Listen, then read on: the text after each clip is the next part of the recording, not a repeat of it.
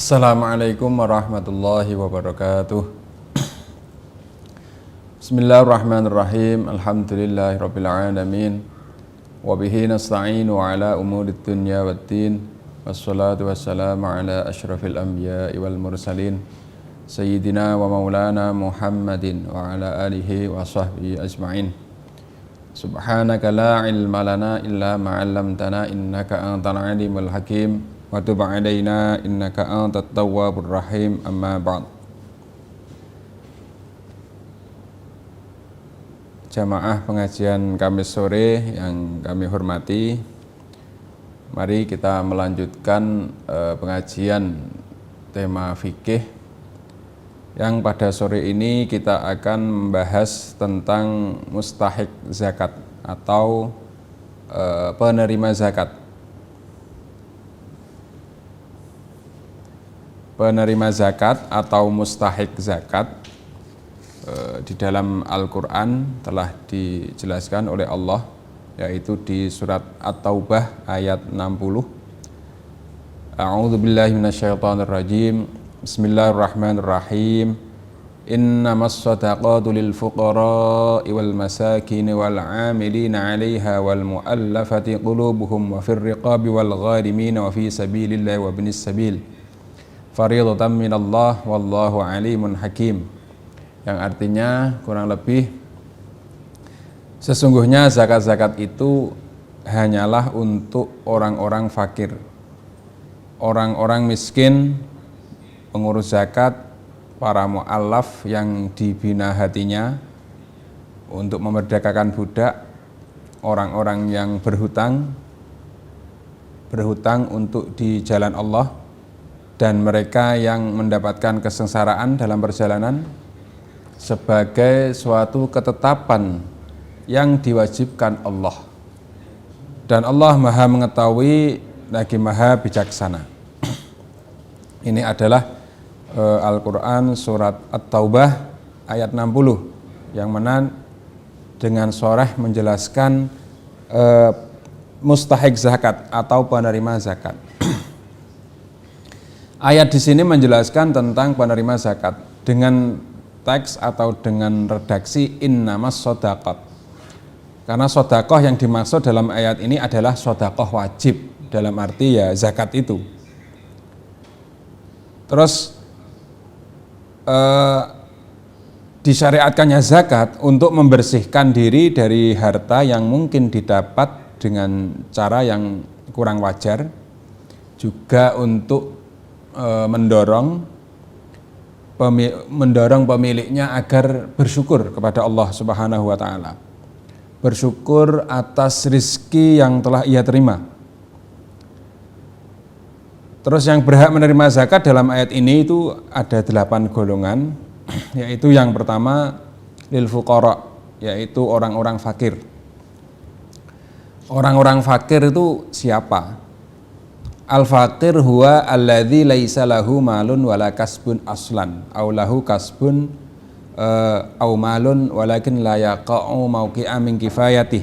Yaitu orang-orang fakir adalah orang yang tidak mempunyai harta dan tidak pula mempunyai mata pencaharian. Demikian menurut mazhabnya Imam Syafi'i. Artinya orang pertama yang berhak menerima zakat adalah fakir. Fakir itu orang yang tidak mempunyai harta dan juga tidak mempunyai mata pencaharian, itu namanya fakir. Atau sebagian ulama menjelaskan atau dia mempunyai harta, mempunyai pekerjaan, aulahu kasbun, dia mempunyai pekerjaan atau mempunyai harta. Tetapi pekerjaan atau harta yang ia miliki itu jauh sekali dari untuk mencukupi kebutuhan sehari-harinya. Itu juga namanya fakir. Misalkan dia kebutuhannya sehari misalkan 100.000 misalkan. Tetapi karena pekerjaannya atau uangnya yang ia dapat per harinya misalkan hanya 10.000 atau 20.000. Itu namanya fakir. Terus yang kedua dari mustahik zakat lagi adalah miskin. Artinya miskin adalah alladzi lahu malun wala au kasbun. Alladzi lahu malun au kasbun yaqau mauqi'a kifayatih. Yaitu orang-orang yang mempunyai harta atau mempunyai mata pencaharian, tetapi mata pencahariannya itu masih di bawah kebutuhan sehari-harinya. Itu namanya miskin. Artinya misalkan saya contohkan kebutuhan seharinya misalkan 200. Kemudian dia atas kerjanya, karena mata pencahariannya atau uangnya perharinya itu dia mencukupinya nggak sampai 200, tetapi mungkin 150 atau 120, tetapi sudah 50% lebih. Nah itu masuk miskin. Nah miskin ini juga termasuk mustahik zakat atau penerima zakat. Definisi antara fakir dan miskin antara madzhabnya Imam Syafi'i dan madzhabnya Imam Abu Hanifah itu kebalikan. Kalau yang menurut madzhabnya Imam Syafi'i yang fakir itu ya menurut miskin menurut madzhabnya Abu Hanifah. Dan yang miskin menurut madzhabnya Abu Hanifah justru dikatakan fakir oleh madzhabnya Imam Syafi'i. Terus yang berikutnya, yang ketiga adalah yang termasuk mustahik zakat atau penerima zakat lagi adalah wal amilina 'alaiha, yaitu orang-orang yang menjadi amil zakat, yaitu orang yang ditugaskan untuk mengumpulkan, mengurus, juga menyalurkan zakat. Itu namanya amil. Golongan amil ini menerima pembagian zakat sebagai imbalan atas jasa mereka. Jadi ini terkait dengan amil zakat. Dulu era Rasulullah SAW, kenapa ada amil menerima boleh atau termasuk golongan yang menerima zakat, penerima zakat, itu karena dulu Rasulullah itu suatu ketika pernah mengirim sahabat. Ada yang mengatakan sahabatnya itu Sayyidina Ali. Dikirim oleh Rasulullah ke negara Yaman. Dan ketika itu belum ada pesawat. Dari Madinah ke Yaman itu jauh sekali. Dan era itu naiknya onta atau kuda. Rasulullah mengutus Sayyidina Ali supaya menarik zakat dari orang kaya-kaya di daerah Yaman, diambil zakatnya, diambil hartanya untuk diberikan kepada para fakir miskinnya di negara tersebut juga. Artinya amil di situ menerima zakat sangat wajar karena amil di situ dengan masyakoh, dengan susah payah, bepergian jauh tanpa mesti butuh bekal, butuh macam-macam. Akhirnya kalau tidak menerima zakat, termasuk masuk menerima zakat, ya kasihan juga. Makanya di situ mustahik zakat termasuk penerima zakat adalah amil. Terus amil sekarang gimana? Amil sekarang. Jadi sebelum menjelaskan ke amil, saya kembali lagi ke masalah fakir miskin karena tadi belum sempat saya kupas sedikit-sedikit. Yang pertama yaitu orang fakir, yang kedua orang miskin. Jadi bedanya kalau orang fakir adalah dia bisa jadi nggak punya pekerjaan, nggak punya harta, itu kalau fakir. Jadi paling parah itu fakir daripada miskin. Kalau fakir itu nggak punya pekerjaan, nggak punya harta, atau mungkin punya pekerjaan tetapi kebutuhannya jauh dari cukup. Misalkan ini contoh yang fakir, misalkan kebutuhan sehari-harinya 200, dia hanya punya uang 10.000 atau 20.000, itu namanya fakir. Tetapi kalau miskin, namanya dia punya pekerjaan atau punya harta, tetapi hartanya belum sampai memenuhi kebutuhannya, tetapi sudah mencapai 50% lebih. Misalkan kebutuhan perharinya 200.000, dia mempunyai harta misalkan 100.000 atau 120. Artinya belum mencukupi tetapi sudah 50%. Itu namanya miskin. Tapi yang lebih parah, yang lebih layak itu ya fakirnya itu. Terus kita kembangkan sekarang membahas masalah fakir miskin. Bagaimana hukumnya orang yang dalam keadaan kena musibah atau kena bencana, yang awalnya dia mungkin dikatakan orang kaya awalnya, tetapi mungkin karena ada gempa, karena ada banjir, karena ada ya musibah-musibah yang lain, akhirnya mereka nggak mempunyai apa-apa. Apakah itu juga termasuk dikategorikan fakir miskin, padahal orangnya itu orang kaya? Misalkan dia punya tabungan, tetapi rumahnya hancur atau harta benda yang ada itu hancur, tapi dia masih punya tabungan. Itu bagaimana? Itu memang ulama khilaf pendapat. Ada yang mengatakan saat dia kondisinya memang sedang nggak ada, saat hari itu memang dia nggak mampu, nggak ada, ya sudah, itu bisa dimasukkan fakir miskin. Jadi misalkan ada orang kaya terus kemudian tertimpa musibah atau terkena tsunami atau terkena apa, kemudian dia tidak, harta bendanya hilang atau apa, hanya tinggal deposit, misalkan depositnya kebetulan belum bisa dicairkan atau apa, dalam hari-hari itu dia juga butuh, maka dia juga sudah bisa termasuk kategori mustahik atau penerima zakat di hari itu. Begitu juga terkait dengan orang miskin. Orang miskin itu hampir sama dengan fakir, cuma lebih parah yang fakir daripada miskin. Pada pembahasan ini, pada pembahasan fakir miskin ini, itu dalam Al-Quran di surat Al-Baqarah itu memang ada ada penjelasan terkait, sebentar saya buka, ada penjelasan terkait ini.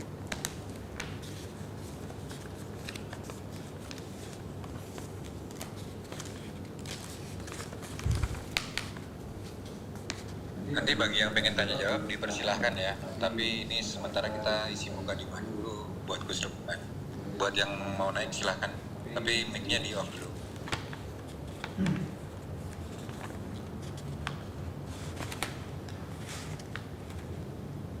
Ini dalam surat Baqarah ayat 273. Surat Baqarah ayat 273. Allah berfirman, A'udzubillahi minasyaitonirrajim. Bismillahirrahmanirrahim. Lil fuqara'il ladzina uhsiru fi sabilillahi la yastati'una darban fil ardh yahsabuhumul jahilu aghniya'a minat ta'affuf ta'rifuhum bisimahum la yas'aluna an-nasa ilhafa wa ma tunfiqu min khairin fa innallaha bihi alim. Yang artinya kurang lebih, berinfaklah kepada orang-orang fakir yang terikat oleh jihad di jalan Allah. Mereka tidak dapat berusaha di bumi, artinya mereka tidak bisa mencari mata pencaharian di bumi. Orang yang tidak tahu menyangka mereka orang kaya karena memelihara diri dari meminta-minta. Kamu akan mengenal mereka dengan melihat sifat-sifatnya. Mereka tidak meminta kepada orang secara mendesak. Dan apa saja harta yang baik yang kamu nafkahkan di jalan Allah, sesungguhnya Allah Maha mengetahui. Dari ayat ini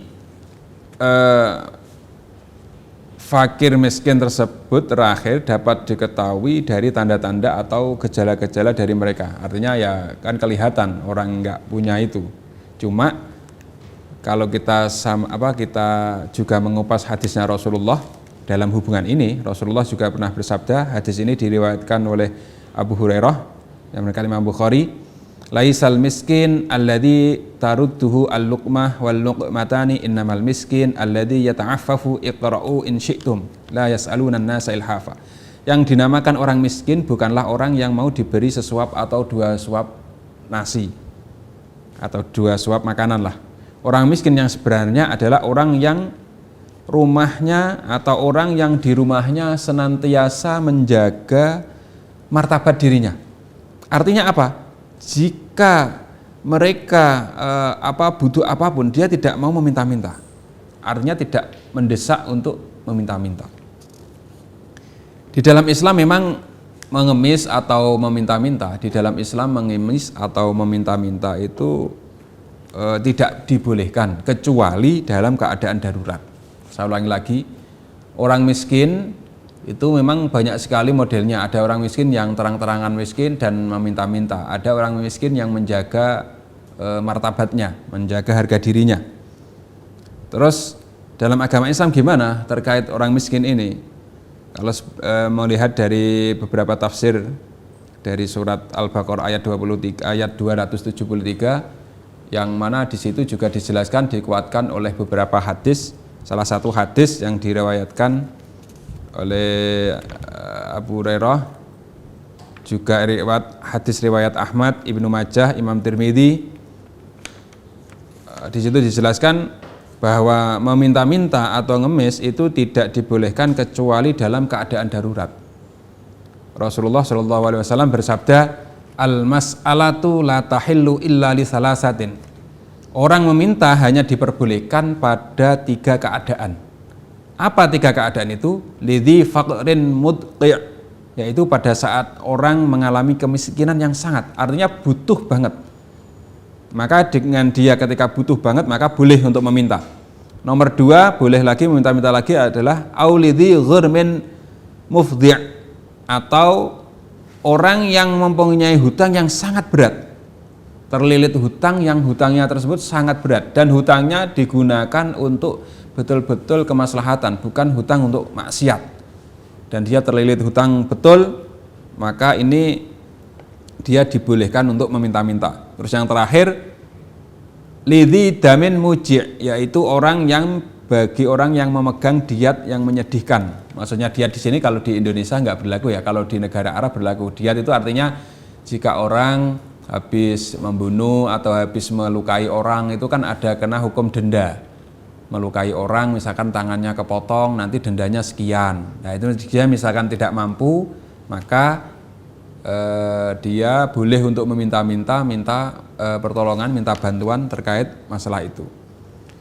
Artinya dalam hubungan infak atau hubungan yaitu zakat dan sedekah perlu ditegaskan sebagai berikut. Artinya perlu kita sampaikan sebagai berikut. Pertama, agama Islam sangat menganjurkan kepada orang muslim yang berharta untuk mereka bersedekah kepada fakir miskin. Dan apabila bersedekah, hendaknya bersedekah sesuatu yang baik. Artinya sesuatu yang memang layak, yang sekiranya dia sendiri misalkan dikasih sesuatu tersebut, dia juga mau menerima. Jadi jangan kok bersedekah dengan sesuatu yang sudah kita nggak gunakan, yang sudah nggak butuh, atau sesuatu yang mestinya kita buang, kita sedekahkan. Entah itu berupa makanan, entah itu pakaian, dan sebagainya. Dan tidak boleh disertai dengan bersedekah itu nggak boleh disertai dengan menyakitkan hati atau kata-kata yang bisa menyakitkan hati pada penerimanya. Ringkasnya fakir miskin itu juga harus diperlakukan sebaik mungkin. Artinya dia juga harus diperlakukan sebaik mungkin. Makanya ada keterangan hendaknya kita ketika berinfak atau bersedekah itu tangan kanan memberi, tangan kiri tidak melihat. Itu karena untuk menjaga martabatnya sang penerima, yakni fakir miskin. Terus yang perlu diperhatikan lagi nomor 2 adalah meskipun agama Islam itu sangat menganjurkan orang atau orang yang mampu untuk berinfak atau bersedekah atau berzakat kepada fakir miskin, bukan berarti Islam itu memperbanyak fakir miskin, itu tidak mendorong orang supaya melomba-lomba untuk menampakkan kemiskinannya, terus untuk banyak mengemis atau macam-macam, atau berharap sedekah atau berharap ya malah kadang menjadi sumber mata pencarian pengemisan itu, mengemis itu sendiri. Itu bukan untuk mengajarkan demikian, bukan. Sebab walaupun di satu sisi agama Islam mewajibkan zakat, menganjurkan untuk sedekah bagi orang-orang yang mampu, orang-orang yang kaya, supaya bersedekah atau supaya zakat kepada fakir miskin, tetapi di pihak lain Islam menganjurkan kepada fakir miskin supaya berusaha untuk melepaskan diri dari kemiskinannya. Maksudnya gimana? Ya, melepaskan diri sehingga hidup mereka tidak tergantung kepada sedekah atau pemberian orang lain. Artinya berusaha. Makanya ada beberapa tokoh yang punya ide macam-macam. Ada yang bagaimana cara menyelesaikan orang miskin tersebut sampai orang miskin tersebut malah jadi gantian memberi dia, bukan yang diberi tapi malah posisi yang memberi.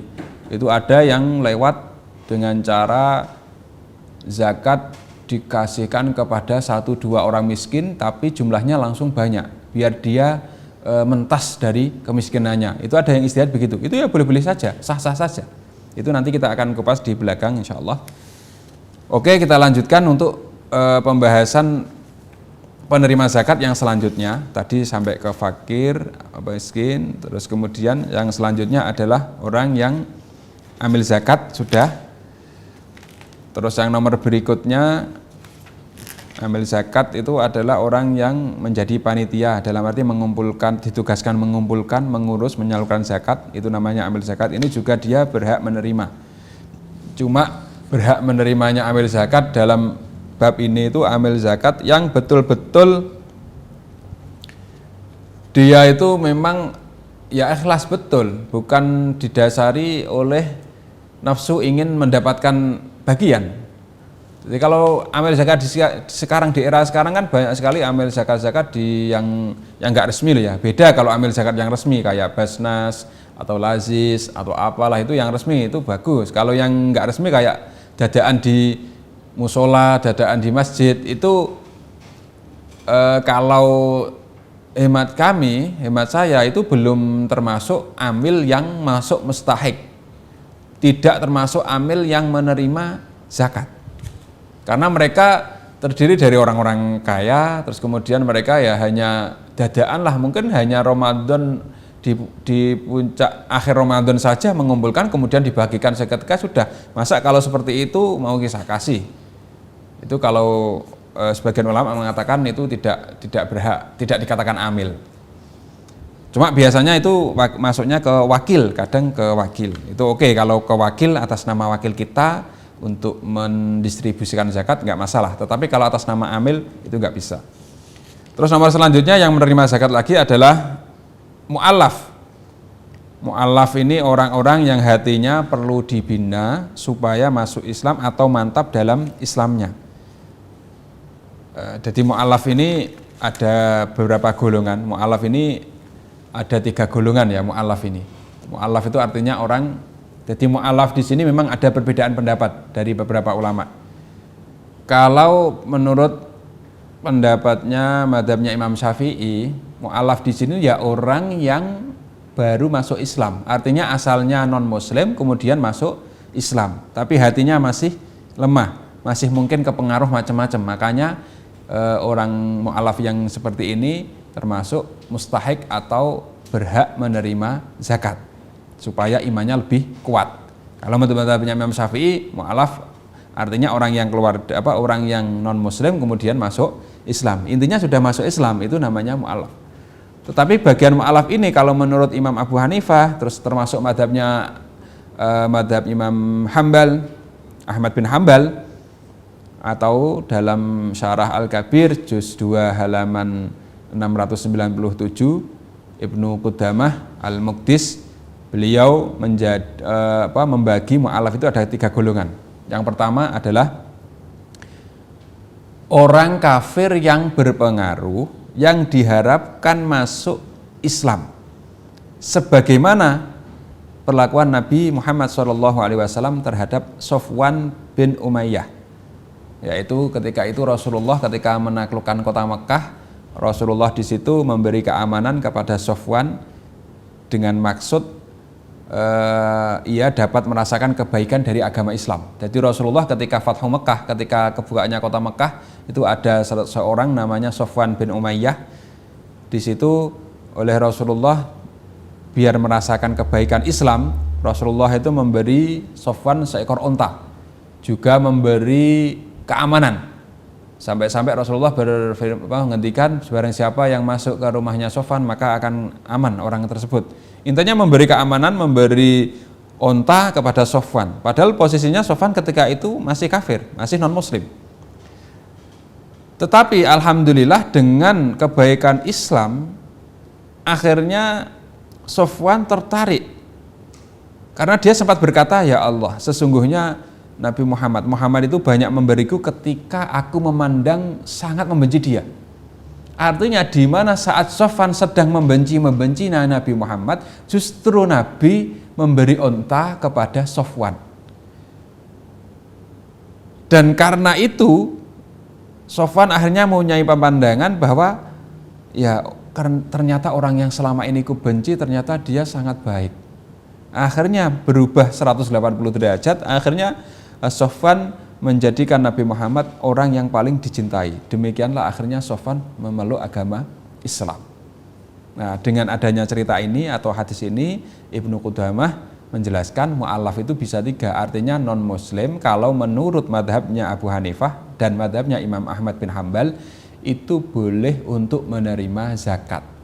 Kalau menurut madhab lain. Tapi kalau menurut madhabnya Imam Syafi'i, mustahik zakat atau penerima zakat itu harus muslim. Saya ulangi lagi, kalau menurut madhabnya Imam Abu Hanifah, Imam Ahmad bin Hambal, non-muslim itu boleh menerima zakat. Cuman di sini perlu kita telaah. Jika yang muslim, mustahik atau muslim, posisi muslimnya yang fakir miskin masih banyak, ya kita utamakan itu dulu, kemudian baru kita misalkan ada yang kelebihan lagi atau memang diharapkan orang non muslim nanti yang akan masuk Islam kita kasih, nggak masalah. Tetapi jangan sampai kita menganaktirikan atau menomorduakan posisi orang muslim yang fakir malah mengutamakan non muslim yang fakir, itu nggak boleh. Intinya tetap menomorsatukan yang muslim dulu, entah statusnya fakir, entah statusnya miskin. Kemudian misalkan ada non muslim yang dikasih, nggak apa-apa karena ada madhab yang membolehkan, yaitu madhabnya Imam Abu Hanifah atau madhabnya Imam Hambali. Tetapi kalau masalah sodakoh itu beda dengan masalah zakat. Kalau zakat tadi kan ada beda pendapat, ada yang mengatakan kalau zakat itu ada yang mengatakan boleh diberikan kepada non-muslim, ada yang mengatakan tidak boleh diberikan kepada non-muslim. Artinya ada dua pendapat, ada yang mengatakan boleh, ada yang mengatakan tidak boleh. Tetapi kalau masalah sedekah, infak, selain zakat ya, selain sedekah wajib, artinya berarti infak, maka di situ ulama banyak yang berpendapat nggak masalah, artinya tidak harus melihat orang itu dari agamanya, itu tidak, meskipun tetap mengutamakan yang muslim dulu, yaitu dalam surat Al-Baqarah ayat 272 itu ada keterangan, ada al-afat, saya bacakan. Laisa 'alaika hudahum walakinallaha yahdi may yasha wa ma tunfiqu min khairin fali anfusikum wa ma tunfiquna illa ibtigha'a wajhillah wa ma tunfiqu min khairi yuwaffa ilaikum wa antum la tuzlamun, yang artinya kurang lebih, bukanlah kewajibanmu menjadikan mereka mendapatkan petunjuk, akan tetapi Allah lah yang memberi petunjuk, artinya memberi taufik kepada siapa yang Allah kehendaki. Dan apa saja harta yang baik yang kamu nafkahkan di jalan Allah, maka pahalanya untuk kamu sendiri. Dan janganlah kamu membelanjakan sesuatu melainkan karena mencari ridho Allah. Dan apa saja harta yang baik yang kamu nafkahkan, niscaya kamu akan diberi pahalanya dengan cukup, sedang kamu sedikit pun tidak akan dianiaya. Sebab turunnya ayat ini salah satunya adalah riwayat dari Ibnu Hatim dan Ibnu Abbas, anna Nabiyya sallallahu alaihi wasallam kana ya'muruna alla natasaddaqa illa ala ahli Islam hatta nazalat hadis surah, bahwa Rasulullah memang dulu menyuruh kita untuk tidak bersedekah kecuali kepada orang-orang Islam saja. Tetapi setelah ayat ini turun, yakni ayat surat Baqarah ayat 272, akhirnya dengan adanya ayat ini membolehkan kita untuk bersedekah kepada orang yang bukan muslim, artinya orang non muslim boleh dikasih sedekah. Jadi dengan ini akhirnya sudah clear bahwa kalau urusan sedekah itu boleh diberikan kepada non muslim. Tetapi kalau masalah zakat itu ada beda pendapat. Kalau menurut madhabnya Imam Syafi'i nggak boleh zakat itu diberikan kepada non muslim. Tetapi kalau menurut Imam Abu Hanifah, menurut madhabnya Imam Ahmad bin Hambal itu boleh. Meskipun demikian, meskipun boleh, tetap kita lebih mengutamakan orang Islam dulu. Dah, kita lanjutkan untuk bagian yang nomor 5 dari penerima zakat lagi adalah orang untuk usaha membebaskan budak. Itu kalau sekarang ya sudah nggak ada lah, sudah dihapuskan budak. Kalau dulu ada, jadi untuk membebaskan budak dalam rangka memberantas atau membebaskan budak, disediakan dana dan dana tersebut diambilkan dari zakat untuk membebaskan budak. Terus yang keenam adalah orang yang berhutang. Kalau ini masih banyak ini sekarang masih banyak ditemui.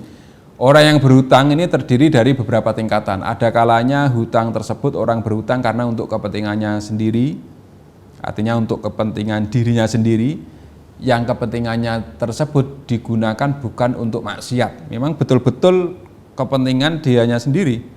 Akhirnya karena dia banyak hutang, terus akhirnya nggak sanggup untuk membayarnya. Itu namanya gharim. Nah, orang seperti ini itu juga berhak untuk menerima zakat. Jadi hutangnya itu hutang untuk diri sendiri, tetapi bukan atas nama maksiat. Jadi untuk kebutuhan nafkah anak istri lah, atau ada kebutuhan yang sangat mendesak, akhirnya dia hutang dan akhirnya terlilit hutang, nggak bisa membayar, maka dia juga berhak untuk menerima zakat. Terus bagian gharim atau orang yang berhutang yang nomor 2 adalah hutang untuk kepentingan umum. Mereka ini juga termasuk kategori boleh menerima zakat meskipun dia orang mampu. Jadi contohnya misalkan ada orang mampu, dia hutang banyak, orangnya kaya tapi dia hutang banyak, terus kemudian digunakan untuk kemaslahatan umum, misalkan membangun jalan, membangun jembatan, intinya untuk membangun kepentingan umum lah. Hutangnya itu atas nama untuk kepentingan umum. Karena dia hutang untuk kepentingan umum, akhirnya dia terlilit hutang, nggak bisa membayar, meskipun dia dohirnya orang kaya, dia juga bisa berhak untuk menerima zakat atas nama gharim. Jadi gharim tadi terbagi menjadi 2. Ada gharim orang yang berhutang untuk dirinya sendiri karena untuk kebutuhannya sendiri, tetapi bukan untuk maksiat. Terus yang nomor 2, ada orang kaya, dia hutang karena untuk kepentingan umum. Ini juga masuk kata-kata gharim. Terus yang ketujuh dari bagian penerima zakat adalah sabilillah. Sabilillah itu mempunyai 2 arti. Ulama beda pendapat ya terkait ini. Pertama, yaitu orang-orang yang secara sukarela menjadi tentara yang membela agama Allah dari segala gangguan lah, intinya membela agama Allah dari segala gangguan. Ini yang arti yang pertama. Artinya dulu ketika kita mengatakan fisabilillah, ya otomatis maksudnya orang yang membela agama Allah, dalam arti orang yang perang itu termasuk orang yang berhak menerima zakat. Karena segi lafal ketika kita mengatakan fisabilillah itu kan sudah menjadi rasa pada bahasa dahulu. Ketika kita mengatakan fisabilillah, itu orang pasti fahamannya, rasanya itu ya pasti maksudnya yaitu orang yang perang di jalan Allah. Tetapi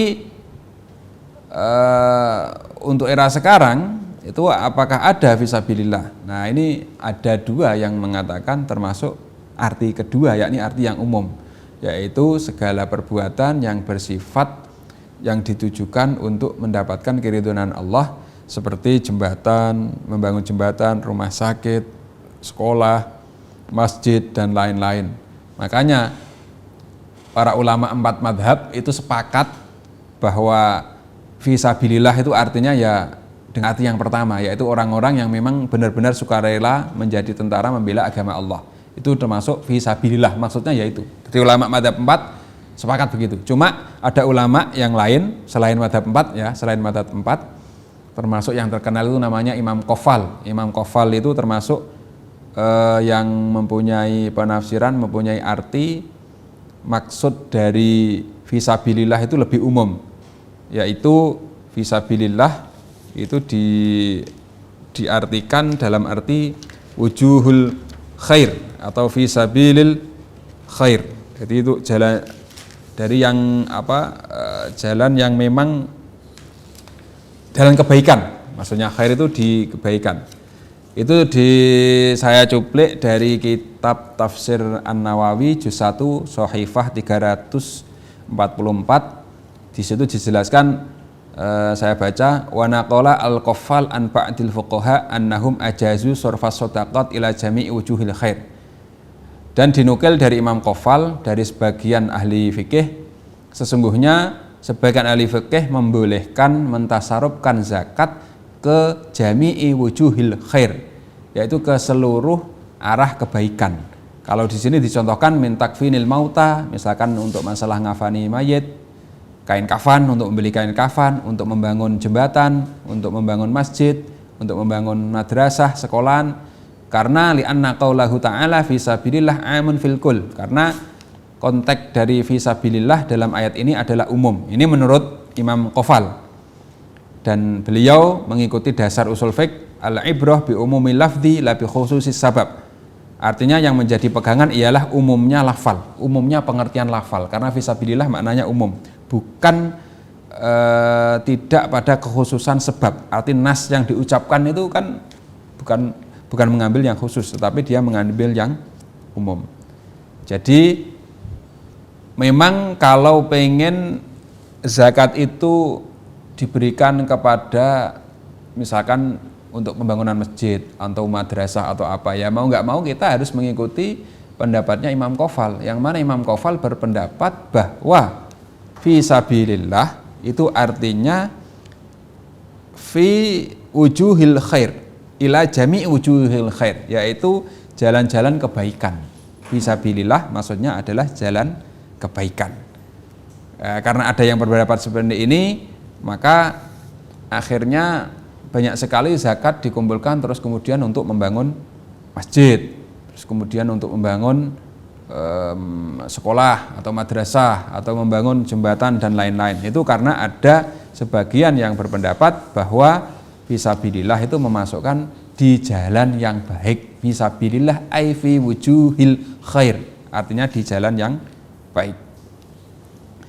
Oke, saya lanjutkan. Penerima zakat yang ke-8 yang terakhir adalah Ibnu Sabil.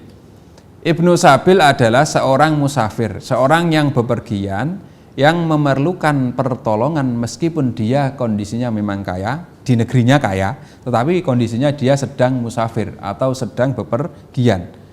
Terus dalam bepergian, meskipun dia di negaranya sendiri atau di daerahnya sendiri dia orang kaya, tetapi saat dia musafir dia itu kehabisan ongkos atau kehabisan bekal.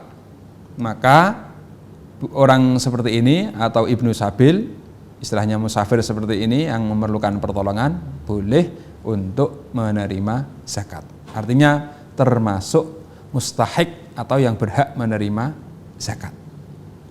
Tetapi musafirnya itu harus dengan catatan musafir atau bepergian yang memang bepergiannya tidak dengan tujuan maksiat. Kalau bepergiannya dia bepergian maksiat, ya nggak boleh. Contoh, misalkan dia bepergian jelas-jelas niatnya untuk merampok atau niatnya untuk mencuri. Kebetulan dia kehabisan bekal. Wah, meskipun kehabisan bekal, ya dia nggak bisa menerima zakat atas nama Ibnu Sabil, atas nama musafir, nggak bisa. Karena dia tujuannya sudah maksiat. Itulah pembagian 8 golongan orang yang berhak untuk menerima zakat. Terus hukum selanjutnya adalah bagaimana hukumnya bagaimana hukumnya membagi, meratakan zakat. Apakah zakat itu harus dibagikan rata ataukah tidak? Ini kalau ulama ada yang memang beberapa ulama beda pendapat, malah kadang ulama ada yang beda pendapat, ya bisa digunakan sama-sama digunakan lah. Contohnya begini, misalkan dalam satu daerah, misalkan ada bagian atau golongan hanya 3 golongan misalkan ada fakir, ada miskin, terus kemudian ada gharim, orang yang berhutang, ada 3 bagian di daerah tersebut. Apakah ini harus diratakan apakah tidak harus diratakan? Misalkan jumlah zakat yang terkumpul misalkan 10 juta. Ini apakah harus diratakan 3 orang ini ataukah tidak diratakan? Artinya yang satunya boleh nominalnya banyak, satunya sedikit. Wah, ini sama-sama ada referensinya. Monggo, mau mengikuti yang mana? Kalau masalahnya sama-sama punya istihad, sama-sama beristihad, sama-sama dibenarkan. Artinya pendapatnya itu sama-sama kuat. Contoh misalkan, dengan kita memberi zakat tidak rata, efek dari karena tidak rata, akhirnya kan nominalnya sangat besar. Misalkan 10 juta hanya diberikan kepada 5 orang. Kalau 10 juta diberikan 5 orang, artinya kan dapat 2 juta. Itu kan sangat terasa, nominalnya kan sangat besar dan itu akan bermanfaat sekali bagi yang penerima. Tetapi misalkan dibagikan rata, itu akhirnya orang hanya mendapatkan 100.000 atau 50.000 misalkan satu kampung. Itu kan jadi enggak, orang yang dikasih jadi tidak merasakannya itu enggak seperti merasakan ketika nominalnya banyak. Ini bagaimana? Apakah harus dibagi rata ataukah tidak? Atau saya contohkan misalkan zakat fitrah, misalkan di zakat fitrah di dalam satu kampung terkumpul misalkan 200 kilo atau 2 kintal. Terus penerima zakatnya misalkan itu 800 orang. Kalau ini dibagi rata, 200 kilo dibagi rata 800 orang, berarti berapa per orang? Artinya kan mungkin 1/4. Artinya kan sedikit sekali. Tetapi kalau itu tidak dibagi rata, misalkan hanya dikasih berapa orang, misalkan dikasih 4 orang, berarti kan per orang 50 kilo. Itu kan akan sangat bernilai banget. Makanya ada yang mengatakan boleh rata, boleh tidak. Tapi kalau kita melihat kondisi di daerah, ya kita mestinya menganalisa kira-kira dalam satu kampung orang yang fakir, sangat fakir, disepakati berapa itu mestinya yang lebih banyak. Artinya hukum dibagi rata itu enggak selamanya akan baik. Misalkan fakirnya yang A dengan fakirnya yang B mungkin tingkatannya lebih fakir yang A misalkan. Itu kalau dibagi rata kan ya kasihan juga. Mestinya yang fakir A dapatnya lebih banyak dibanding fakir yang B. Karena fakir kan ada yang fakir banget, ada yang setengah fakir, ada yang ya fakir-fakiran atau apalah. Itu kalau yang satunya setengah fakir dikasih yang sama, diratakan semua pembagiannya kan ya kasihan. Makanya hemat saya boleh untuk menerima yang. Oke, mungkin demikian ini yang saya sampaikan untuk pertemuan sore ini. Sebelumnya saya akan membacakan beberapa pertanyaan yang sudah masuk. Pertanyaan pertama, batas terakhir mengeluarkan zakat fitrah itu kapan? Jadi zakat fitrah itu dibagikan atau batas terakhirnya itu kapan? Nah, ini pertanyaan yang menarik ini. Pembagian terakhir artinya zakat fitrah ini pertanyaannya. Kalau zakat fitrah itu memang diberikan batas terakhirnya itu setelah sholat Id. Kecuali kalau memang dia kondisinya darurat, misalkan mustahiknya belum ketemu atau berasnya belum nyampe, maka itu masih ada kelonggaran. Tetapi kalau masalah pembagian zakat ini, batas-batas zakat ini waktunya itu ada sebentar.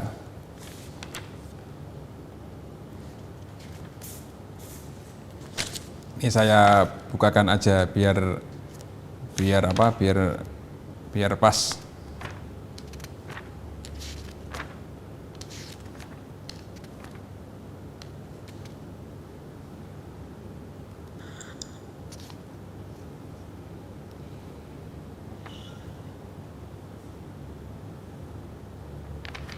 Yang pertama diberikan yang pertama yang boleh ya. Jadi saya ulangi lagi pertanyaannya biar enggak. Batas terakhir mengeluarkan zakat fitrah itu kapan? Ya, zakat fitrah itu kalau bolehnya sudah membolehkan mengeluarkan zakat fitrah di awal Ramadan itu sudah boleh mengeluarkan zakat fitrah. Artinya sudah cukup, sudah sah mengeluarkan zakat fitrah itu boleh. Kalau waktu wajib, kewajiban itu ketika sudah masuk malam Id, itu sudah wajib. Artinya malam Idul Fitri itu sudah kewajiban mengeluarkan zakat fitrah. Kalau afdolnya itu habis subuh sebelum sholat Id. Terus waktu haramnya ya setelah terbenamnya matahari di 1 Syawal itu, di hari Lebaran itu sudah haram. Kalau mengeluarkan sebelum misalkan Lebaran asar, pas hari Lebaran asarnya kok baru mengeluarkan, itu hukumnya makruh. Tapi kalau sudah melewati maghrib itu sudah haram. Malah ada hadis yang mengatakan ketika mengeluarkan sudah selesai Id, ada yang mengatakan itu namanya sudah sedekah. Tetapi kalau mazhabnya Imam Syafi'i itu dibagi, ada namanya jawaz. Jawaz itu boleh mengeluarkan zakat fitrah. Ini zakat fitrah ya, bukan zakat mal. Zakat fitrah itu awal Ramadan sudah boleh dikeluarkan. Terus yang nomor 2 wajib, atas nama wajib itu ketika sudah masuk malam Id itu sudah wajib mengeluarkan zakat fitrah. Kalau afdolnya itu dikeluarkan sebelum sholat Id, setelah subuh sebelum sholat Id, itu paling afdol. Terus yang makruh mengeluarkan zakat misalkan setelah sholat Id, itu makruh. Kecuali kalau memang daruratnya kayak tadi, nggak menemukan mustahiknya belum ketemu atau berasnya belum nyampe atau apa, karena darurat lah, itu nggak apa-apa, tidak dihukumi makruh. Tetapi kalau nggak ada udzur kok mengeluarkan zakat sudah habis sholat Id, itu dihukumi makruh. Tetapi kalau sudah waktu maghrib tanggal 1 Syawal baru mengeluarkan, itu haram, dan jatuhnya ada yang mengatakan itu sudah dihukumi sedekah, bukan lagi zakat. Terus pertanyaan yang kedua, mana yang lebih baik antara mengeluarkan dengan terang-terangan dengan yang sembunyi-sembunyi? Artinya mengeluarkan zakat dengan dengan secara terang-terangan dan dengan sembunyi-sembunyi, itu afdol mana? Ini mungkin pertanyaannya gitu. Afdol mana? Utama mana? Ini kalau kita membuka di ayat Al-Quran di surat Al-Baqarah ayat 271 itu ada keterangan in tubdus shadaqati fa ni'mahi wa in tukhfuha wa tu'tuhal fuqara'a fa huwa khairul lakum wa yukaffiru ankum min sayyi'atikum wallahu bima ta'maluna khabir, yang artinya jika kamu menampakkan sedekah maka itu adalah lebih baik, dan jika kamu menyembunyikannya dan kamu memberikan kepada orang-orang fakir maka menyembunyikan itu lebih baik bagimu. Jadi pertanyaannya bagaimana mana yang lebih baik antara mengeluarkan zakat dengan terang-terangan dengan zakat yang sembunyi-sembunyi? Sama-sama dibenarkan, sama-sama boleh, sama-sama baik. Cuma yang lebih baik dengan cara sembunyi. Artinya begini, kita terang-terangan zakat itu penting juga karena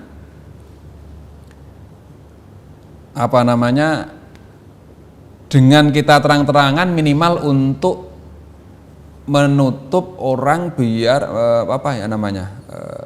meminimalisir fitnah.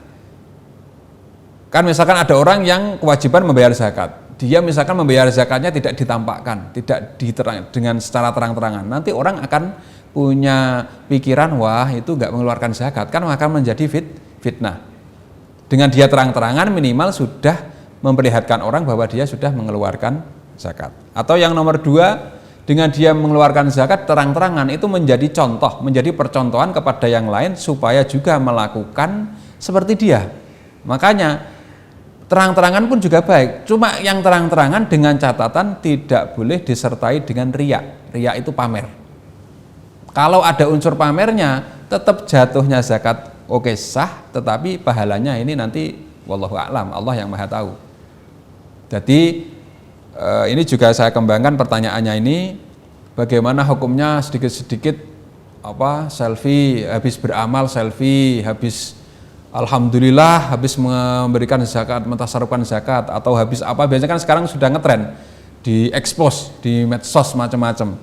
Itu kalau kita melihat memang Jika dia mengekspos atau mengupload itu dengan tujuan untuk orang supaya meniru dan dia tidak ada unsur riya, ya nggak masalah, boleh-boleh saja. Tetapi kalau di situ disertai dengan riya atau pamer, ada unsur pamernya, ingin biar wow, biar wah, biar apa, ya sudah, itu berarti ya kalau bisa jangan seperti itu. Tapi yang jelas mengeluarkan zakat atau mengeluarkan sedekah dengan terang-terangan ada dalilnya. Bahkan tadi di ayat surat Al-Baqarah ayat 271. Dengan sembunyi-sembunyi lebih baik, dengan terang-terangan juga baik, karena sama-sama punya referensi. Kalau yang sembunyi-sembunyi baik itu karena apa? Karena lebih menghormati harkat atau harga diri dari sang penerima. Jadi kan orang kalau dikasih dengan cara sembunyi-sembunyi, tidak banyak orang yang tahu, itu kan harga diri dari orang yang diberi itu kan nggak banyak orang yang tahu, kan terjaga harga dirinya, makanya lebih baik.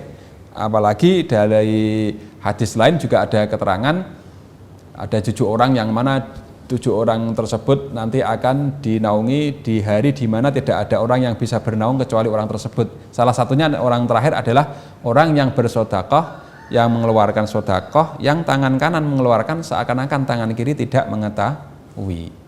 Intinya sama-samalah.